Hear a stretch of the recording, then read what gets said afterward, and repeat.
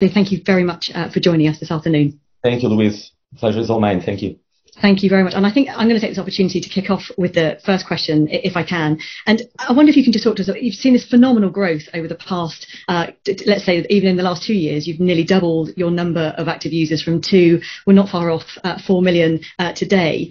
When you think of Farfetch and the journey, I mean, what are the 2 to 3 kind of key defining moments or ideas that you had for the platform? Just to warm us up for the session. Thank you, Jose.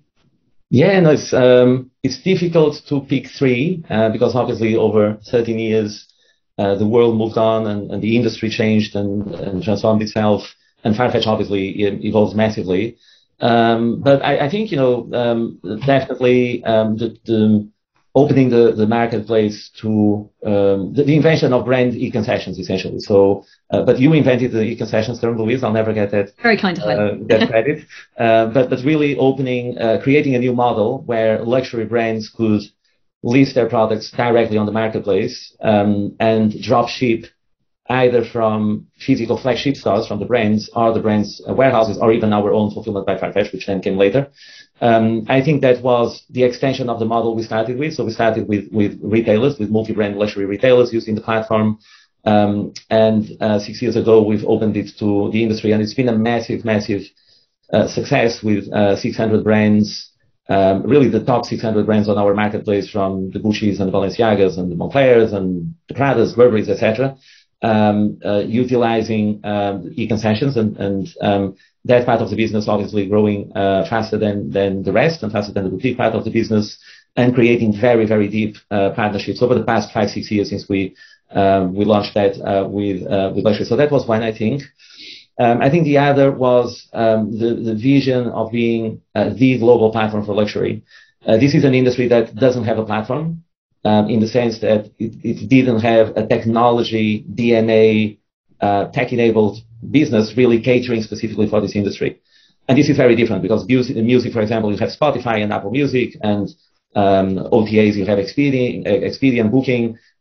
So in every industry, you typically have 2 or more tech companies, tech DNA companies, trying to revolutionize those industries. Not in luxury. In luxury, you have Farfetch, and then you have retailers, right? So our multi-brand competitors, they're retailers, and on the path of that vision, opening up the platform capabilities to white label these platform capabilities, what we call Farfetch Platform Solutions, was a major step as well. And then I think maybe the next frontier, which is luxury new retail and the connected retail solution, which we presented in 2016. We presented to the industry, to 250 C-levels in the industry, our vision of augmented, with what we call then augmented retail and store of the future. That led to our exclusive partnership with Chanel and their investment in Farfetch, and to the digitization of the #1 Chanel flagship store in the world in Rue Cambon, and then expanding to many other Chanel stores.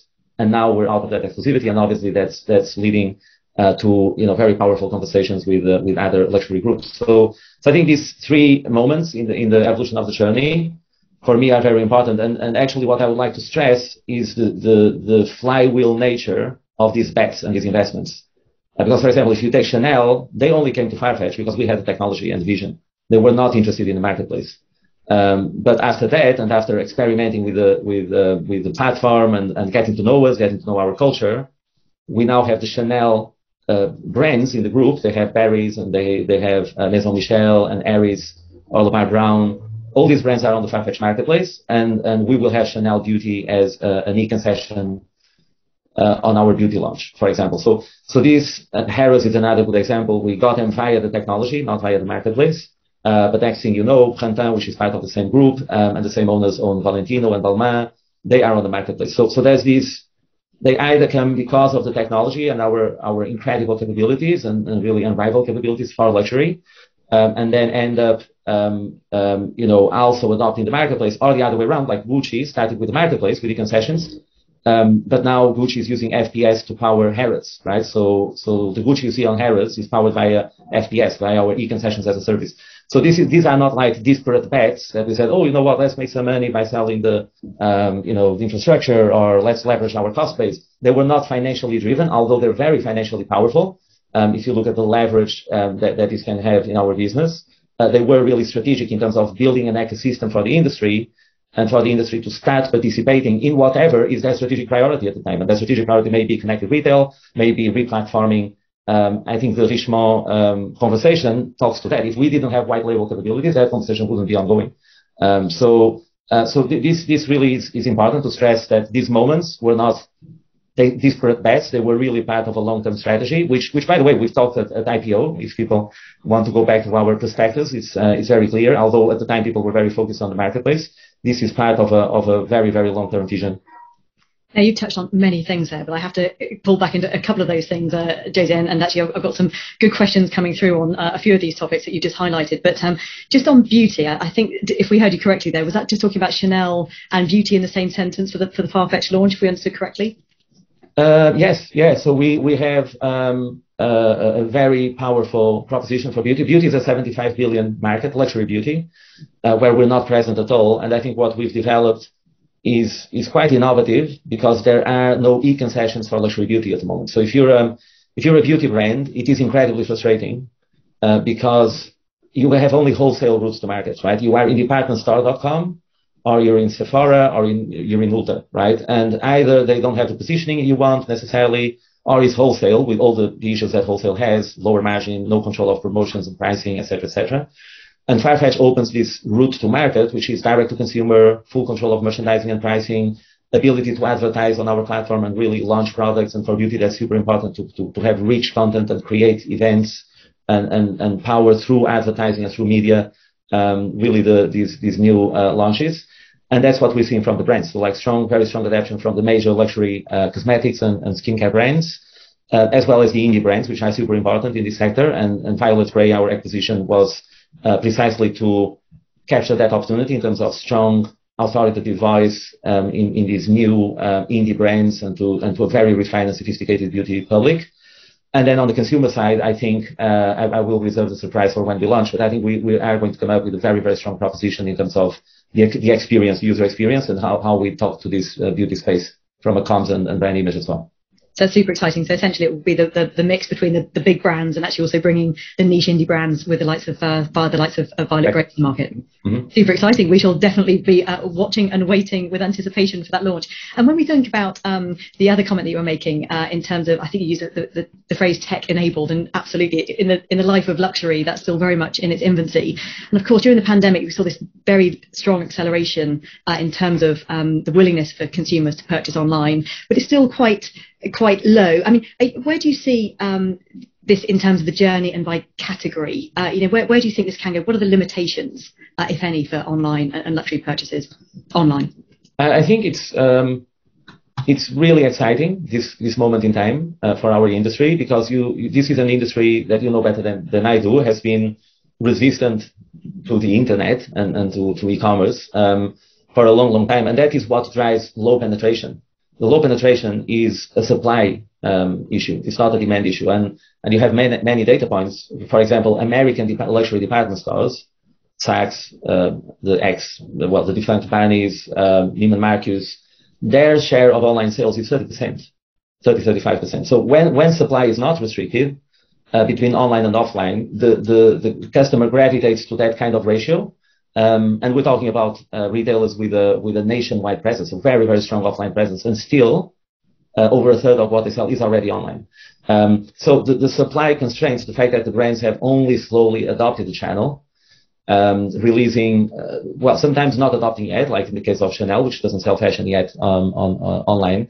In other cases, adopting only on brand.com with limited capabilities, geographies, distribution limitations, etc., or adapting only partially from a range perspective, from a SKU count and depth perspective, is very exciting because the industry is still in the early innings. I think we're post-COVID at 23% penetration, and I think there's a consensus in the analyst community this will go to 35% at least in the next few years, say 5 years.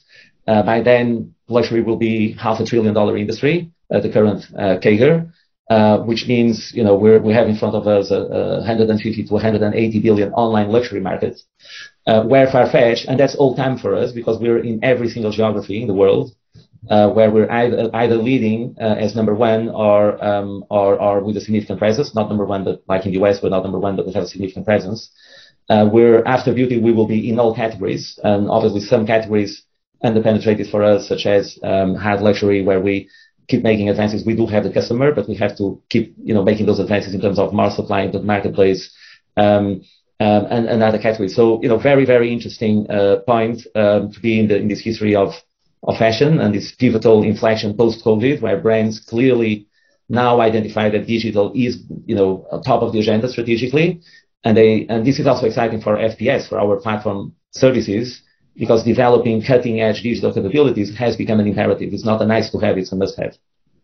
It's very clear, thank you. And just in terms of Farfetch's position in that very strong growth dynamic of luxury online, so what is there anything that you can share with us with what you see across your existing consumer cohort and the user base of Farfetch that gives you the excitement of the market share opportunity that you see today for Farfetch longer term? Yes, absolutely. I think, we are really only scratching the surface. To give you just a data point, in China, our partners from Tmall, they've identified 30 million frequent luxury shoppers. And we have 3.7 million active customers globally, right? And China is only part of it. So Farfetch, in the grand scheme of things, we're less than 2% of the industry, right? So we're really, even if you look at private client, which is our top spenders, which is around 1% of our customers, driving around 25% of our business. That absolute number of customers is really only scratching the surface in terms of the high net worth individuals and high, fashion spenders globally. So even if you look at cohort by cohort, our penetration in terms of high spenders and VIP customers, our penetration of the medium parts and even the bottom parts of the pyramid, it's a very early stages.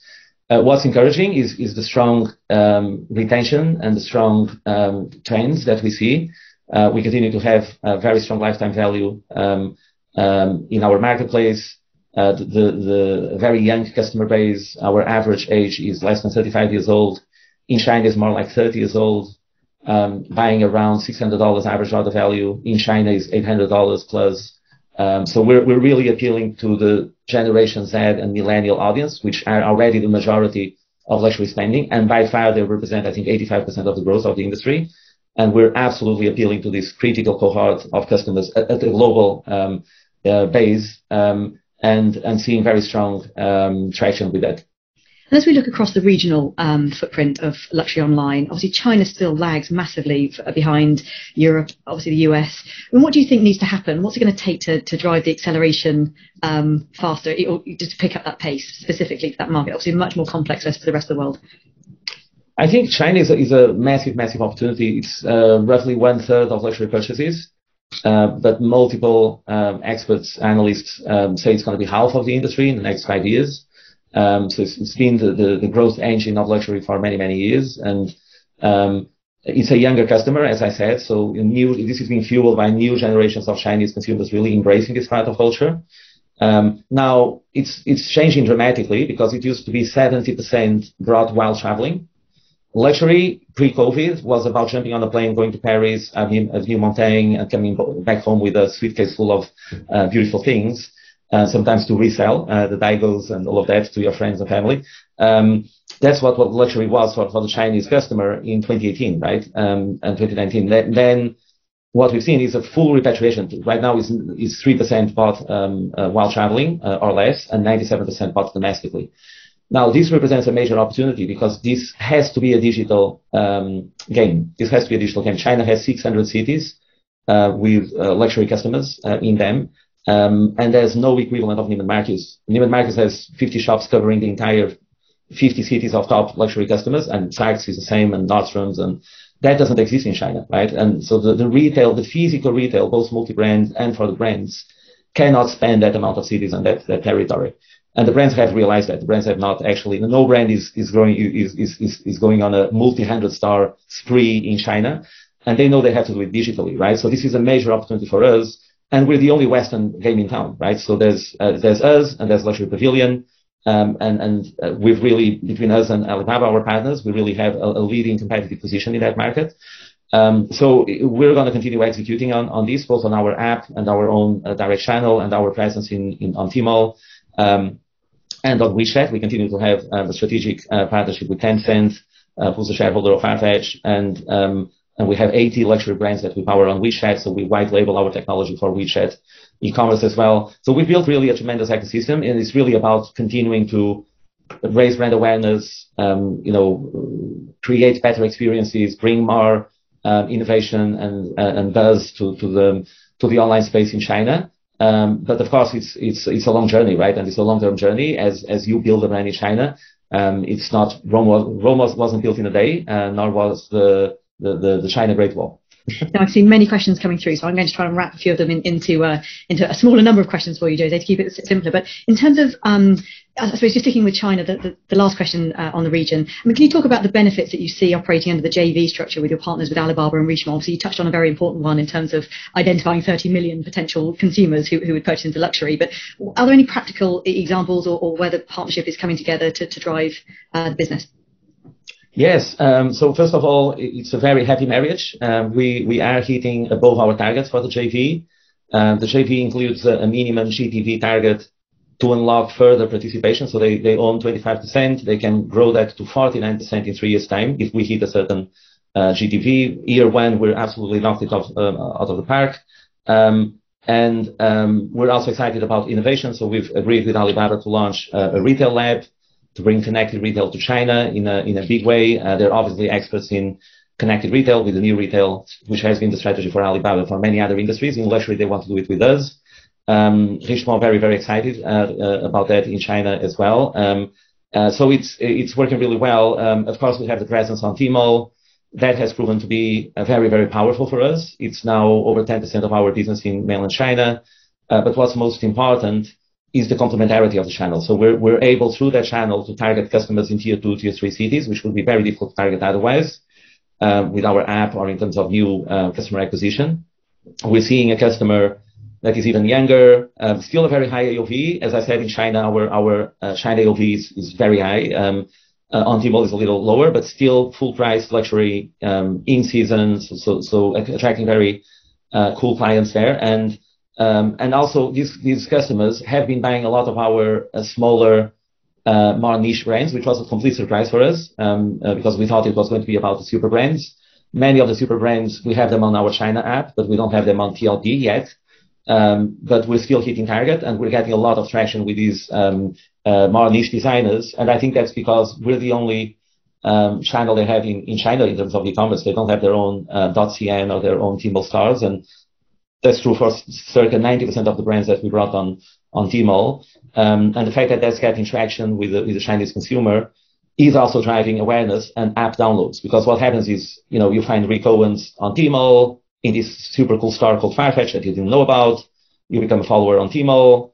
You browse our catalog. Then intuitively, that customer will look into our app, download it, then discover there's many more brands like the super brands present in our app, get even more excited and become a shopper on both channels, right? So this has been something we're seeing, and is a great way of acquiring new customers and building brand awareness in China. Great, thank you. And just sticking with the partnership aspect, we've had a few questions coming in. Obviously, it's been a little while since we heard from Richemont last November, indicating obviously the two of you working a little bit more closely together going forward. I think in your opening remarks, Jose, you did actually highlight in terms of the discussions with YNAP. Where are we? Are discussions still ongoing? What can you share with us, if anything? What we said in our earnings call and following what Richemont also said is that the conversations are ongoing, and they have exactly the same characteristics of what we said in November. This is about powering the entire Richemont group, Cartier.com, Van Cleef.com, YNAP with FPS, so the re-platforming to our advanced luxury capabilities, as well as bringing those maisons, the Cartiers, Van Cleefs, etc., on the marketplace, which I was talking about categories, hard luxury. That will be transformational for us in terms of pushing into that category even more meaningfully. And of course, also minority stake in YNAP. So the scope of the conversations is very clear. And, these questions are, and of course, they're natural and expected.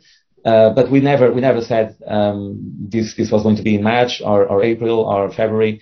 And we wouldn't have talked about it because we're a US listed company, normally we only say things that are completed, done. They are under Swiss law, so they felt that at the advanced stages of the negotiations, they had a duty to disclose it to their shareholders. It's a completely different securities law system, which we totally respect. But there's no delay at all. This is a consortium, and these things were always going to take time to align between third parties as well.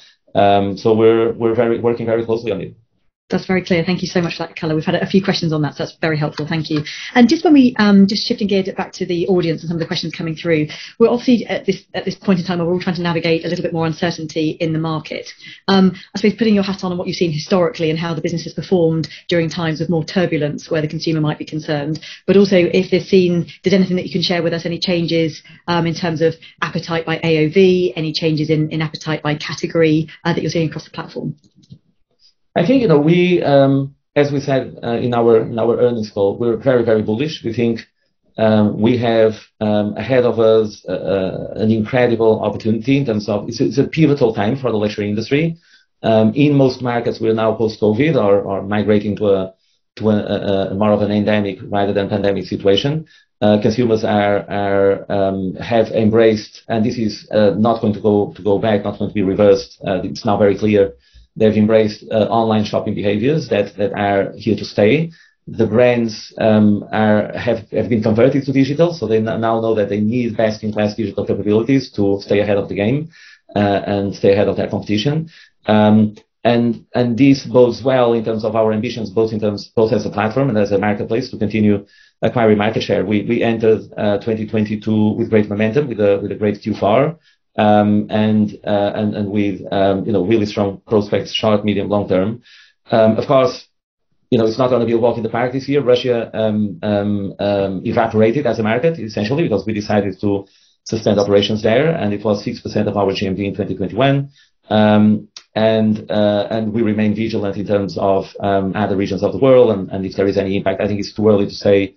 And you can think of it both ways, right? The situation in China with lockdowns and zero tolerance, is it a headwind or a tailwind? The reality is we don't know. And if it's like in the West, it's a major tailwind, right? The future will say in the next few quarters, because what happened in the West was when the lockdown started, there was huge uncertainty on whether people were going to buy luxury or not, and what categories and what will happen to AOVs, etc. It's like you remember that entire speculative exercise of trying to get a crystal ball, dust off our crystal balls and trying to look into the future. If we extrapolate what happened in the West, it ended up being a major tailwind, not a long time after the lockdown started. But in China could be different, right? In China could be the opposite, and we could have impact to consumer sentiment different from the West. So we don't have a crystal ball. We can say what we can say is that we have a track record of navigating one after another. We were talking, I launched Farfetch in 2008, 2 weeks before Lehman Brothers went bankrupt, and I couldn't raise any money until 2010. It was the first round of VC funding. And since 2010, there were a number of other, bumpy roads that we had to navigate, and this is in the DNA of the company. We've proven also with COVID, and we've proven it time after time. So I know that I have the team, the technology capabilities, the operational nimbleness to navigate whatever is thrown at us, and therefore I remain, incredibly confident, and I think it's a very, very exciting time to be in this industry. That comes across very clearly, even via the Zoom screen. So thank you for that, Jose. And I just wonder, at the beginning when we were talking about those, the different projects and the different initiatives that are underway, there's an awful lot happening behind the doors at Farfetch. And over the years, obviously, we've seen beyond the core marketplace, new guards. We've obviously got beauty that we've talked about around the corner, although that is the core marketplace, obviously. Luxury, new retail. Can you talk about how you see the priorities of growth for the business? I think the first thing for me to remind the audience is that we're here to build the global platform for luxury. That's the ambition, and that's the goal. And this is a $100 billion market ambition, market cap ambition. And I can say that because of my 6K, the compensation package is aligned to that, $250. That's what I proposed to my board of directors and what they received well. And the ambition is big, right? We think that as a marketplace, we should have 30% market share of this industry. If you look at other leading marketplaces in any industry, the number one takes 30% or more, or 40 or 50. So that in itself is a tremendous opportunity. Farfetch Platform Solutions helps that ambition. As I said, this is a flywheel, so people sometimes can, because of the technology, they end up adopting the marketplace and vice versa. In itself is a tremendous opportunity because that allows us to cover the other 70% of market share that can be enabled either by e-concessions as a service, for example, on retailer.com or brand.com or WeChat mini programs, etc. So us being able to have these modules that the industry can leverage creates a true SaaS enterprise player for the industry, and there's no specific tailored SaaS player in this industry. I think that's a tremendous opportunity for us. And the brand platform has been a resounding success since we've acquired it, bringing lots of buzz and hype and cultural relevance to our platform. It's incredible to see that Balenciaga, Yeezy, Gap, the most hyped collaboration of maybe of all times, but of recent times, was launched exclusively on Farfetch, right? And they have female stores and they have international websites, but the fact that we have that elevated luxury streetwear, young customer and positioning is bringing even what you would maybe call competitors in that space to the platform. So for me, that is validation that this strategy is working and is creating a lot of cultural relevance and awareness for our brand. So for me, these pillars are very clear and there's a strong synergy between them, and we're going to continue advancing all of them. And I tell my team, go after all the dollars. Don't think about mixes like percentage of the business, how much percentage is going to be FPS. It doesn't matter. You go after the dollars, and then what the mix is what the mix is, right? It's we'll be more successful and go faster in some areas than others. By definition, that's obvious. But we're going after being number one in all these opportunities, and then the mix will be what the mix will be. Clearly no divisional silos around at the offices at Farfetch in that context. Thank you, Jose. And a couple of questions have come through with regards to the longer term margin profile of the business. Obviously, we have the guidance that you provided for this year, but thinking much more longer term over the next 5+ year trajectory. And what are the key drivers? Is it the number of users? Is it the scale from the regional footprint? What are the key drivers? I think, first of all, what we laid out at the time of our IPO is absolutely the strategy, and we've been making very solid advances then. Back then, we said we're on the path to profitability. We actually didn't give a time frame. Most analysts thought it would be 23, 22. We actually hit it ahead of schedule in 2021. Obviously, expanding unit economics and expanding the profitability is a priority in terms of the financial objectives. But if you look at the drivers, to answer your question, you start by revenue, right? And in revenue, you have things like take rate, and we have a very sustained take rate. We've just been able to renegotiate around 400 e-concession contracts up to reflect some inflationary pressures of late, and that has been well accepted by the brands. And we have things like media solutions, for example, which adds to that revenue line. We know that Amazon now does $40 billion of advertising revenues, which is as big as YouTube. So marketplaces have become media machines, right? And if you extrapolate, in the case of Amazon, it's roughly 5% of their GMV. We're very far from that. If it was 5% of our GMV, it would completely transform our P&L because that flows straight to the bottom line as almost 90% other contribution. You then have things like FPS, obviously. Very, very high order contribution, lower take rate, but much higher order contribution because we don't spend money acquiring and servicing those customers.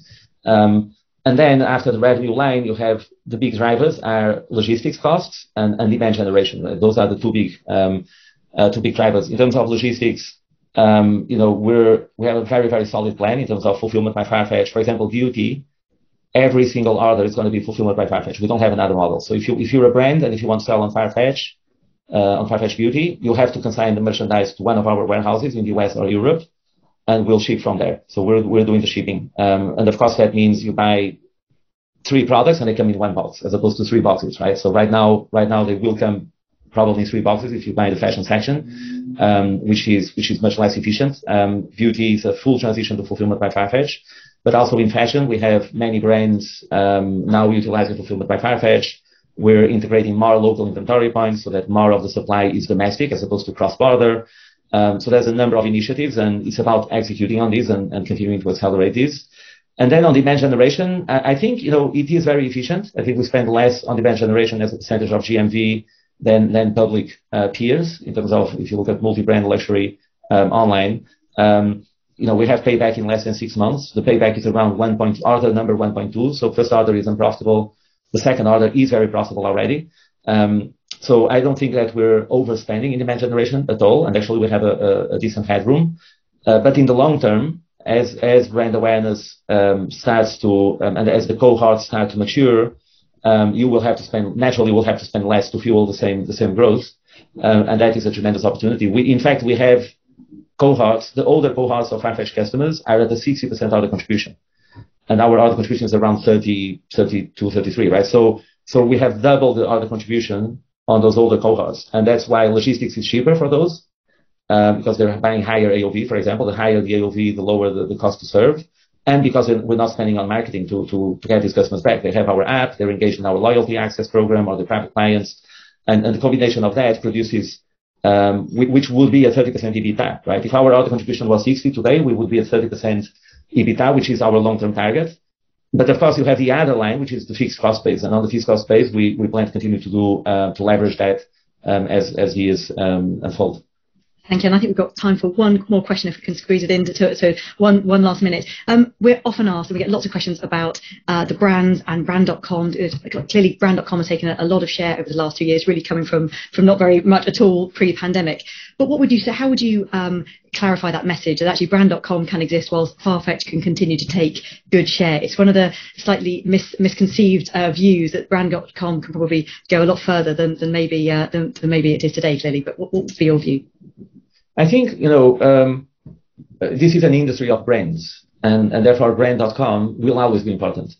This is not an industry. You have some industries that the companies don't care. They're on Amazon if they're selling all day. I mean, if you're selling pipes or switches or whatnot, and it doesn't matter, right? But in an industry of brands, brand.com will always be important. It's your image. It's your, direct contact with your community. That's why we have FPS. If we didn't believe in brand.com, we wouldn't have FPS, right? So we have FPS because we believe in brand.com and we want to power brand.com. Now, the consumer is a multi-brand consumer, right? The consumer, no one dresses head to toe in one brand. And how many apps are you going to have on your phone, right? And the industry is very fractured.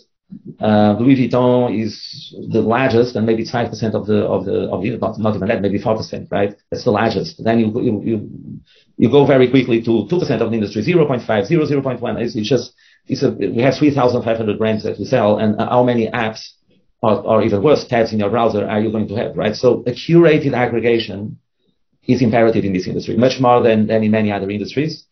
And that's what you have. And if people challenge this thinking, I invite them to look at the real world. Avenue Montaigne is a marketplace. New Bond Street is a marketplace, actually owned by one landlord. So that is a real marketplace. Fifth Avenue is a marketplace. A shopping mall is a marketplace. It's a physical place, in this case, where you create traffic by aggregating supply of a certain level. And that's the reason why they're not in Tribeca or in the meatpacking, or they're not in Battersea, right? They are gravitating to what is a marketplace. But they don't say it's a marketplace, and maybe it missed, people forget that even in the physical world, brands aggregate around multi-brand marketplaces, be it streets or shopping malls or whatever it is. Now, you convert this to the digital space, then the imperative is even higher, because the cost to switch is not pleasant. I mean, it's very pleasant to go around New Bond Street and you stop by Brown's. I recommend Brown's. In Brook Street, you have a beautiful restaurant there, so you can go there and have a light bite, and you go back to Louis Vuitton, etc. That's pleasant. It's not pleasant to download 10 apps on your phone, input 10 credit card details, 10 addresses, speak to 10 different customer services people. That's the cost of switching from a consumer perspective, from one multi-brand, monobrand, multi-brand. A complete pain on your iPhone. No one wants that. So a curated aggregation is absolutely imperative, and this is why most brands have already adopted direct to consumer. It needs to be done in the right way. They want it to be direct to consumer, e-concession. They want full control of pricing, merchandising. They want to be able to advertise in these platforms so that they can boost the products, the right products, where they want to steer the creative direction of their collections and not be hostage of maybe products that are selling well but they don't want to push. So these are things that are very important for brands, no doubt. But if you provide these guardrails and you actually enhance the experience with things that appeal to the strategies of the brands, then you have a very powerful combination there. And that's what we're seeing. And We continue to be very confident that we are going to keep growing faster than the industry on average and capture market share on all fronts. With that, I think that is a wonderful place to stop. You've been very kind in the information that you've given us and the insights on beauty, China, platform solutions. There's obviously an awful lot happening around at the offices of Farfetch, and it's a delight to hear more about them this afternoon. So, Jose, thank you very much, and thank you to everyone joining and sending through your questions. Thank you. Thank you, Louise. Thank you, everyone. Speak soon.